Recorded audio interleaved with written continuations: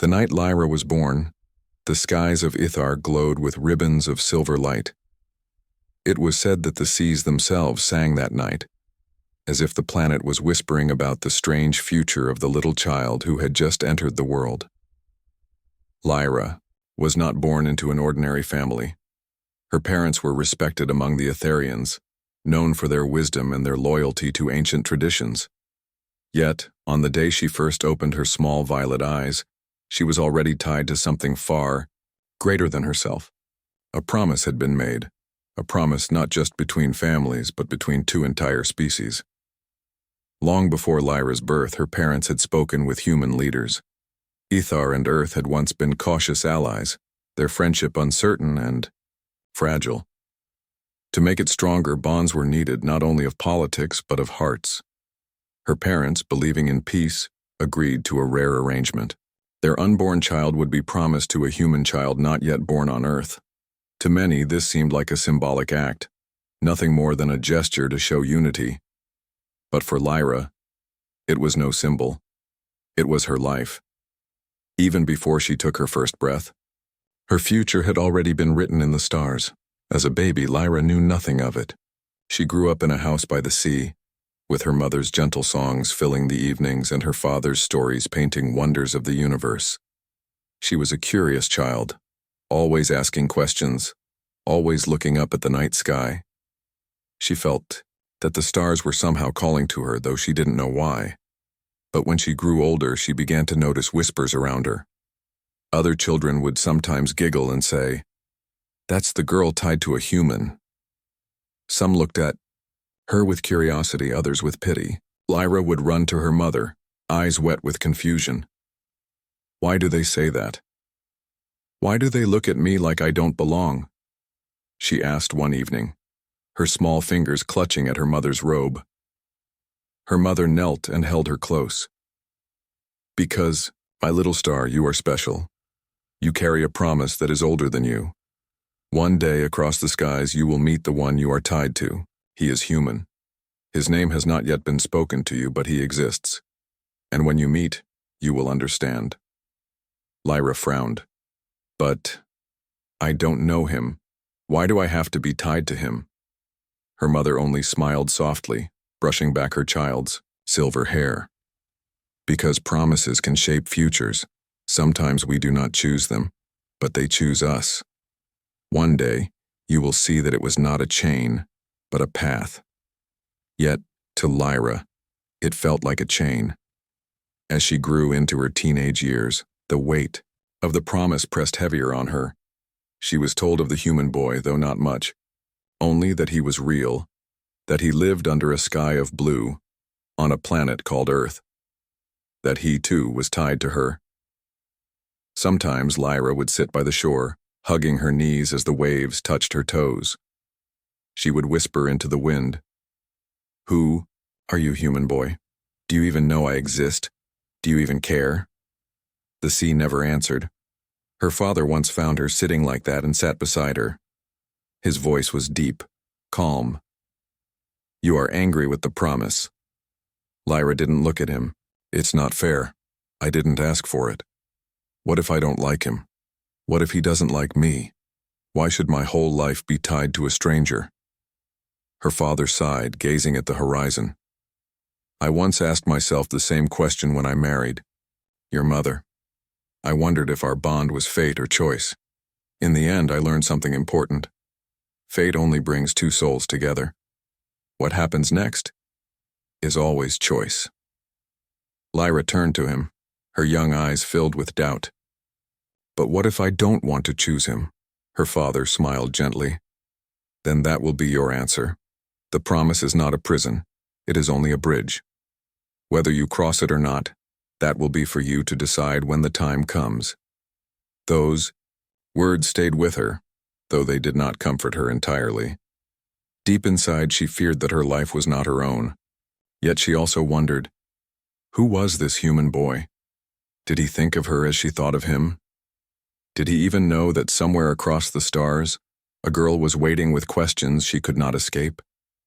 The stars above Ithar glittered every night, as if they held the answer. But Lyra was still too young to understand. She only knew one thing. Her life was not ordinary, and someday, somewhere, a meeting would come that would change everything. Until then, she carried the weight of a promise she never chose, a promise whispered to her before she was even born.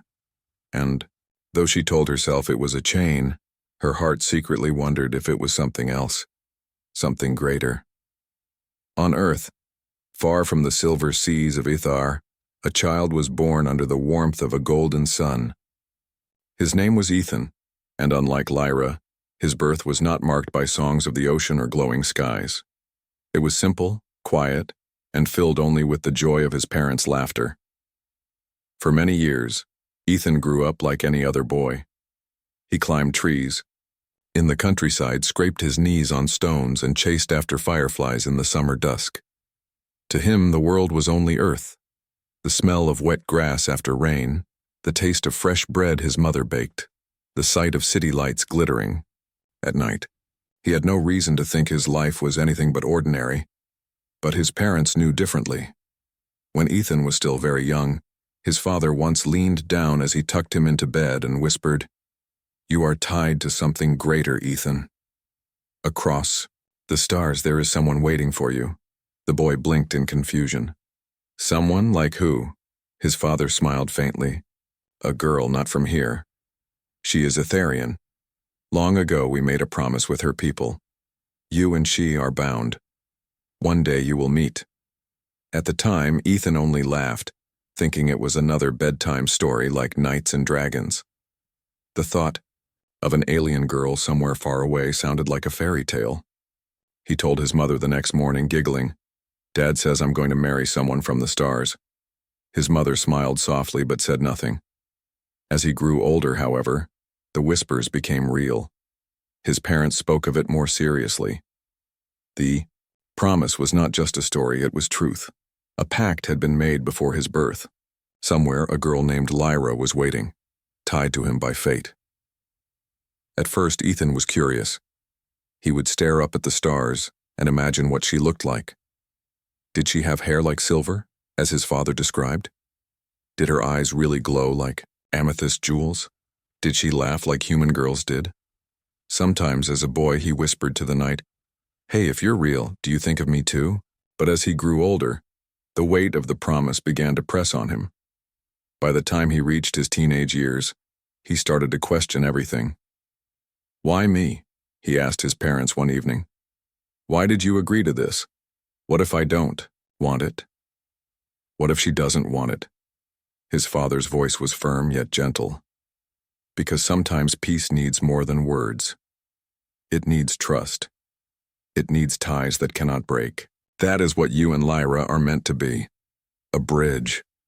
Ethan clenched his fists. But that's not fair. What if we're strangers who don't even like each other? Am I supposed to give my whole life to someone I've never met? His mother placed a hand on his shoulder. "No one can force love, Ethan. The promise is not a prison, it is a beginning. What comes after, that will always be your choice." Still, the words did not fully comfort him. At school, Ethan sometimes overheard rumors. Other families in high places knew of the pact. Some classmates teased him. "Hey, star boy, when's your alien bride arriving?" They laughed, but for Ethan it was not funny. It made him feel like his life was already decided, and that he was nothing more than a piece of some cosmic arrangement. Yet deep inside, he also felt something else. Curiosity. Who was she, this girl named Lyra? Did she feel as trapped as he did? Or was she waiting eagerly for the day they would meet? At night, when the world was quiet, Ethan would lie awake and stare at the ceiling, imagining another ceiling under the same stars light years away. Perhaps she was lying awake too, thinking of him. The thought was strange, and strangely comforting. One evening, after a long silence, he whispered into the dark, "I don't know you, but if we really are tied, then I hope you're not unhappy because of me." The years passed quickly. Ethan grew taller, his face sharper, his voice deeper, but the promise remained with him, an invisible thread tugging at his heart. Sometimes it felt like a burden. Other times, like a secret destiny he wasn't ready to face. He tried to live as any young man would, studying, laughing with friends, dreaming of what his life could be. Yet no matter how hard he tried to ignore it, the thought always returned. Somewhere across the stars, a girl was waiting. And one day, whether he was ready or not, they would meet. The day finally came. The skies above Earth trembled as a silver ship from Ithar descended. Crowds gathered holding their breath, for this was not just a diplomatic visit. It was history, two worlds, two species, meeting not with weapons but with open hands. Ethan stood at the edge of the landing site, his heart pounding so loudly he wondered if others could hear it.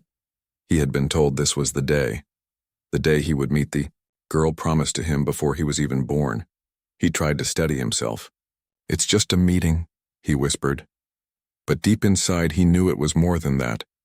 All the years of whispers, doubts, and curiosity had led him to this moment. The ship opened with a soft hiss. A ramp extended, and figures stepped out. Tall, graceful Etherians with pale skin that shimmered under the sunlight. Their eyes glowed faintly like gems catching fire. The crowd murmured in awe. And then, among them, she appeared. Lyra. She wore a simple Etherian dress that rippled like water, her silver hair flowing behind her. Her violet eyes searched the crowd, wide with nervousness. For a heartbeat, she looked like a frightened child, not the symbol of peace everyone expected her to be. Their eyes met. Ethan froze. He had imagined this moment so many times, but nothing had prepared him for the real thing. She wasn't a story anymore. She wasn't a distant dream. She was standing right there, real and alive. Lyra felt it too. The weight of years pressed down on her as she looked at him. This was the human boy. No, the man, whose name had been whispered to her since childhood. The one she had blamed for the chain tied to her life. And now, he stood before her, flesh and blood, his brown eyes steady on hers. For a long moment, neither spoke. The world around them seemed to fade, leaving only the two of them staring across the invisible bridge that had always been between them. Finally, Ethan broke the silence.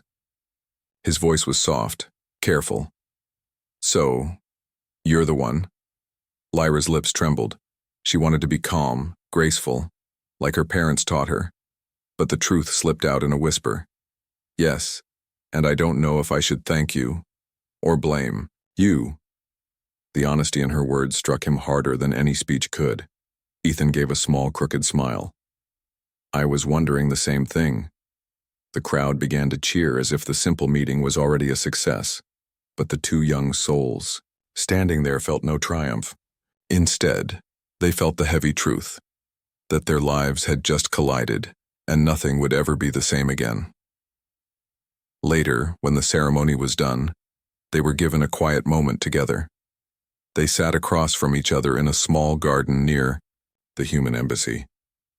The silence between them was thick, broken only by the chirping of birds. Ethan cleared his throat. "I don't know what to say.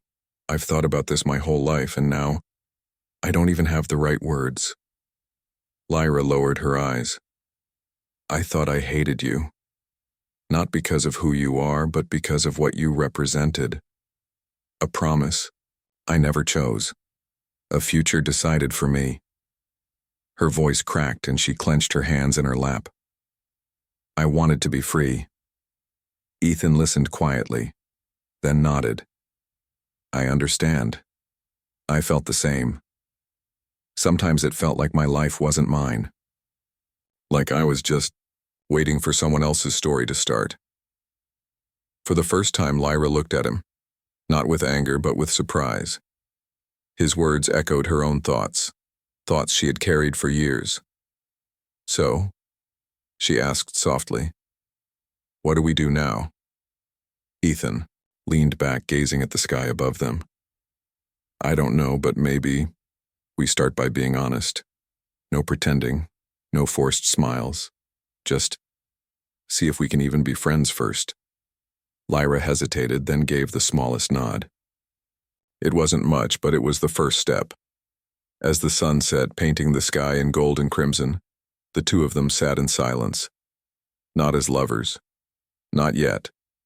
Not as enemies either. Just two souls, tied by a promise neither chose, trying to decide if it would become a chain or a bridge. And though fear lingered in their hearts, a fragile thread of hope was born that evening. The first meeting had ended with polite words and quiet nods, but the days that followed were not easy. Lyra and Ethan were placed together often, encouraged by both Etherian and human leaders. They were expected to smile, to stand side by side, to be the living symbol of peace. Cameras followed them, reporters whispered, and people from both worlds watched closely. But when the eyes of the world were gone, silence fell heavy between them. Lyra would often walk a few steps behind Ethan, her arms folded, her face turned away. To her, everything felt false. She did not want to be treated as a symbol. She wanted to be seen as a person. And she feared that Ethan only stayed near her because of duty, not because of choice.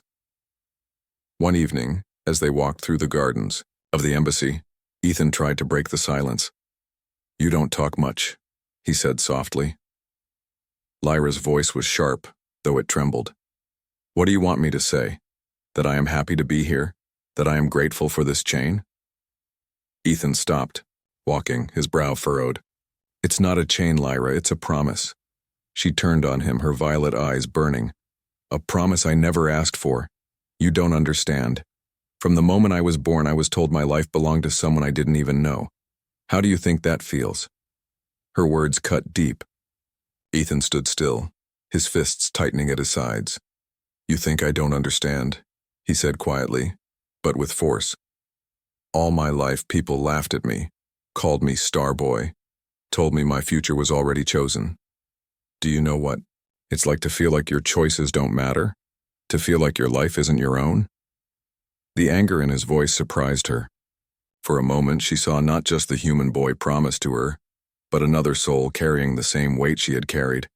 Yet her pride kept her walls high. "Maybe we are both prisoners then," she whispered bitterly. "Two strangers locked together because our parents thought it was wise." Ethan sighed, turning his gaze toward the sky. "Maybe. But if we're both prisoners, maybe we should at least stop fighting each other."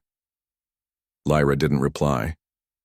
She turned away, hugging herself tightly, as if afraid her feelings might spill out if she let go.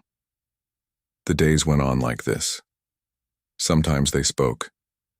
Sometimes they argued. More often, they said nothing at all. The pressure from both worlds only made it worse. Every smile was judged. Every gesture was recorded. It felt as if the whole universe was demanding they become something they were not ready to be. One night, Lyra wandered into the garden alone. She looked up at the stars, the same stars she had once spoken to as a child. Tears filled her eyes. "Why me?" she whispered to the night sky. "Why him? Out of all the people in the galaxy, why was I tied to a human? What if he never truly sees me? What if I never truly see him?" She thought she was alone, but Ethan's voice came from the shadows. "I don't know the answer either." Lyra turned, startled. Ethan stood a few feet away, his hands shoved into his pockets, his expression heavy with the same questions she carried. He walked closer, his voice low. "But I know one thing. I don't want this to be fake. If we're going to be tied together, then I want it to mean something. Not for them, not for the cameras, but for us." Lyra's breath caught. For a moment she felt her heart tremble. She wanted to believe him, wanted to reach out. But fear was stronger. She shook her head and stepped back. "You don't understand," she whispered, her voice breaking. "I don't even know who I am when everything about me is already decided. How can I know who you are?" And before he could answer, she turned and walked away into the night, leaving him standing there under the stars. That night, both of them lay awake in their rooms, worlds apart, though only walls separated them. Lyra clutched her pillow, fighting tears. Ethan stared at the ceiling, his chest heavy with frustration. They both wanted freedom. They both feared the chain. Yet deep inside, neither could deny that something had begun to stir in their hearts. Something fragile, something frightening. It was not love, not yet. But it was a question, and questions could be even more powerful than answers. The days after their argument grew colder. Ethan and Lyra still appeared together at official events, standing side by side before the world. To the cameras they smiled. To the crowds they looked united. But when the lights faded and the applause died down, silence returned.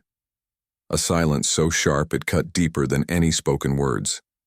Lyra felt trapped in every step, every handshake, every picture, every speech. They all reminded her that she was not living for herself, she was living for a promise. And though Ethan tried to be kind, she couldn't help but feel bitterness grow inside her. One evening, after yet another endless gathering, Lyra stormed out into the gardens. The cold night air filled her lungs, but it did nothing to ease the fire in her chest. She pressed her hands against the stone wall, her shoulders shaking. Ethan followed her quietly.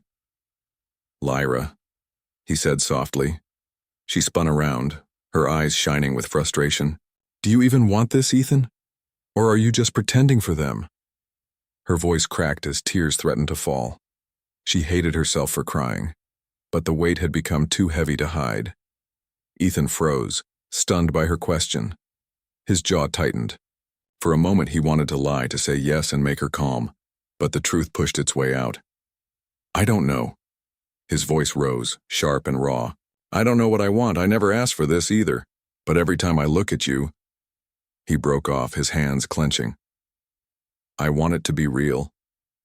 I just don't know if it can be." His honesty hit Lyra harder than anger would have. She stood there, breathless, staring at him. For a heartbeat, she wanted to believe him. She wanted to fall into his words, to let them carry her. But fear wrapped its chains around her heart. She shook her head, backing away. "You're saying that now, but you don't know me. You don't know the parts of me that hate this. You don't know how much I wish I was free." Ethan stepped forward, desperation in his eyes. "Then let me know you. Don't shut me out, Lyra. If we're both trapped, then maybe we can fight together. Maybe we can make it ours." But Lyra turned away, tears finally spilling down her cheeks. "No. If I let myself believe you, I'll lose myself. I don't want to be a symbol. I don't want to be the girl tied to a human. I just want to be me." Her voice broke, and with it, Ethan's hope shattered. He watched her walk away, her figure trembling under the moonlight. That night, Lyra stayed awake, sitting by the window of her room. She looked up at the stars, the same stars that had always comforted her as a child. But now they felt cold. She whispered to the night, "Why is it so hard? Why does he have to make me feel like this? I wanted to hate him. I wanted to blame him. But when he looks at me, I feel something I don't want to feel." Her tears fell silently. She pressed her hand to her chest where her heart ached in confusion. She felt torn in two, between duty and freedom, between fear and something dangerously close to love. Meanwhile, Ethan lay on his bed staring at the ceiling. His mind replayed her words again and again. "Do you even want this?" He wanted to scream, to run, to find her and make her understand. But he also knew the truth. He didn't have all the answers. He didn't know what their future would be. He only knew that when she was near, his heart refused to stay silent. He whispered into the dark, "Lyra, I don't want to be your cage. I just want to matter to you." The following days grew even harder. Their distance widened. They spoke less, avoided each other more.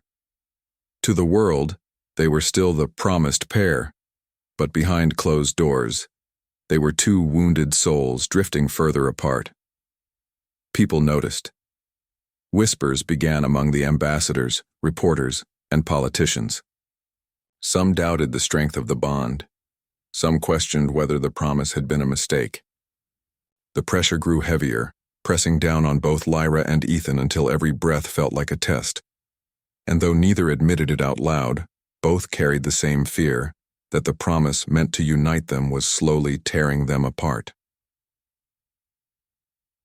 The breaking, point had come, and neither knew how to fix it. The breaking point had left a silence between them colder than before. Lyra avoided Ethan's eyes. Ethan stopped trying to reach her. They walked the same halls, sat at the same tables, but they felt like strangers again. Yet the world outside did not stop watching. Every speech, every public appearance was still demanded of them. They were still the symbol of unity, no matter how broken they felt inside. Then came the day of the peace gathering. Leaders from both Earth and Ithar met in one great hall filled with banners and lights. It was supposed to be a celebration of trust, proof that two species could share not just trade and knowledge, but lives. Lyra stood at Ethan's side, her hands clasped tightly before her. She felt the weight of hundreds of eyes. Her chest was heavy with the same question she asked herself every night. What if this promise was never meant to work? But the answer that came that day was nothing she could have imagined. A shout rang through the hall. The crowd turned. From the shadows, figures burst forth, radicals, those who hated the union of Earth and Ithar. Their voices were filled with rage. No bonds with aliens, no false promises. Chaos broke out. Security rushed forward, but not before weapons flared in the attackers' hands. Screams filled the air. The celebration of peace had become a storm of violence. Lyra froze, her heart slamming against her ribs. She had never seen such hate, such raw fury. Her knees trembled. And then it happened. One of the attackers turned his weapon toward her. Her breath caught in her throat. In that split second, she thought of her parents, of the ocean back home, of the stars she had whispered to all her life. She thought of Ethan, of the boy who confused her, frustrated her, who made her heart ache with questions she couldn't answer. Before the weapon fired, Ethan moved. He threw himself in front of her, grabbing her arm and pulling her down behind the cover of a table. The blast of energy scorched the wall where she had been standing just moments before. "Stay down." Ethan's voice was fierce, desperate. His eyes burned with something she had never seen before. Not duty, not pressure, not performance. It was raw. It was real. Lyra's chest tightened as she watched him shield her with his own body. Every muscle in him was tense, every movement meant to protect her, even at the cost of himself. "I don't care about promises," he shouted over the chaos. "I don't care about duty, I care about you, Lyra. I won't let anyone hurt you." The words broke through every wall she had built around her heart. She stared at him, trembling.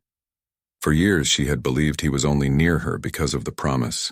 For years she had told herself he could never see her as more than duty. But in that moment she saw the truth. He wasn't standing there because of fate. He wasn't fighting for her because of politics. He was there because he chose to be. The attackers were quickly subdued by guards, dragged away in chains. The chaos slowly settled, though the hall was left shaken. People whispered of what had almost happened, of the violence that had nearly destroyed the symbol of peace. But Lyra barely heard them. She only saw Ethan, his hand still gripping hers, his chest heaving, his eyes fixed on her as if to make sure she was safe. For the first time, the chain that had weighed on her all her life felt different. It was no longer heavy, no longer a kedai. It was a thread, fragile, precious, woven not by fate but by choice.